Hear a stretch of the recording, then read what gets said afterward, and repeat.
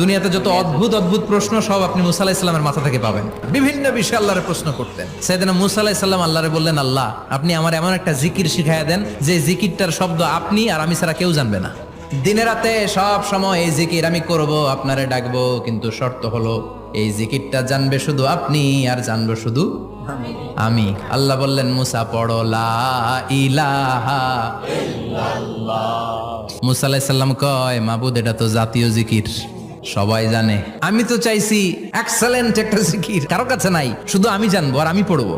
আল্লাহ বললেন, মুসা এই লা ইলাহাকে যদি এক পাল্লায় রেখে দাও, তামাম বিশ্ব, সাত আকাশ, সাত জমিনটারে তুলে যদি তুমি আরেক পাল্লায় রেখে দাও, লা রাজাহাত কাফাতু লা ইলাহা ইল্লাল্লাহ, মুহূর্তের মধ্যে লা ইলাহার পাল্লা ভারী হয়ে যাবে। ও মুসা, তুমি যতই এক্সক্লুসিভ জিকির চাও, লা ইলাহার চেয়ে দামি জিকির আমার কাছে নাই।